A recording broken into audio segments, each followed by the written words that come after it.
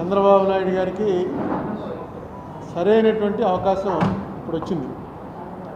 ఆంధ్రప్రదేశ్ ప్రయోజనాల కోసం ఢిల్లీలో నిజంగా చక్రం తిప్పగలిగినటువంటి అవకాశం వచ్చింది. దీన్ని సరిగ్గా, ఎందుకంటే ఈయన నితీష్ కుమార్ వీళ్ళిద్దరి మీదనే ఆధారపడి ఉంది ప్రభుత్వం. కేంద్రంలో ఈ పరిస్థితులు వస్తాయని ఎవరు ఊహించలేదు. ఎందుకంటే మోడీ గారు అబ్ కీ బార్ 400 పార్ అన్నాడు. అది పని జరగలేదు. చివరికి ఆంధ్రప్రదేశ్లో వచ్చినటువంటి రిజల్ట్స్ మీదే ప్రధానంగా ఆధారపడి మోడీ గారు అక్కడ ప్రధానమంత్రి అయ్యే అవకాశం వచ్చింది.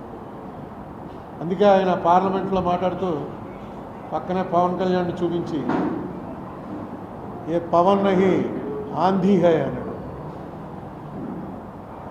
అంటే పవన్ అంటే గాలి, ఇది మామూలు గాలి కాదు, పెను తుఫాను. ఆంధీ అంటే తుఫాన్ కన్నా పెద్దది. ఉప్పెన్లు, మన దివిసీమ ఉప్పెన అలాంటిదన్నమాట. నిన్న కూడా పదవి స్వీకారంకి వచ్చినప్పుడు చిరంజీవిని పవన్ కళ్యాణ్ని కావలించుకుని ఫోటోలు అవి దిగాడు.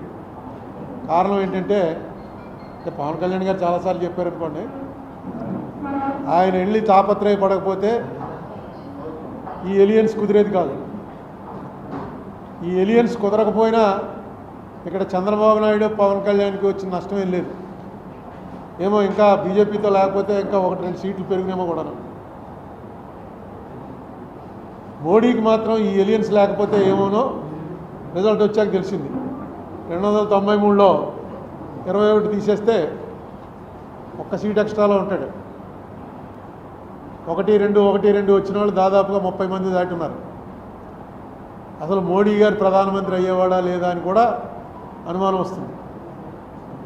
ఇక్కడ 3 పార్టీలు కలిసి పోటీ చేశాయి కాబట్టే మోడీ గారికి స్మూత్గా మళ్ళీ ప్రధానిగా పదవి స్వీకారం చేసే అవకాశం వచ్చింది.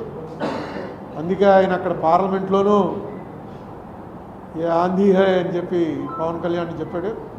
ఇక్కడ కూడా వచ్చి వేరే ఫోటో సెషన్ చిరంజీవి పవన్ కళ్యాణ్ తోటి ఆయనే ఫోటోలు తీసుకుని, ఎందుకంటే కరెక్ట్గా ఆయనకి తెలిసింది ఆ రోజున కనుక పవన్ కళ్యాణ్ కాళ్ళ వేళ్ళ పడ్డాడో కాలర్ పట్టుకున్నాడో ఏం చేశాడో కానీ పవన్ కళ్యాణ్ మాటని అంగీకరించబోయినట్టయితే ఈవేళ నా పరిస్థితి ఇది కాదురా బాబు అన్న సంగతి మోడీ గారికి తెలిసింది. అలాగే పవన్ కళ్యాణ్ కూడా ఎన్నోసార్లు మనకి ఇక్కడ ఆంధ్రప్రదేశ్ మీటింగ్లో చెప్పాడు ఆయన, ఈ ఏలియన్స్ అవడానికి నేను ఎన్ని పాటలు పడవలసి వచ్చిందో, ఎన్ని మాటలు పడవలసి వచ్చిందో అని.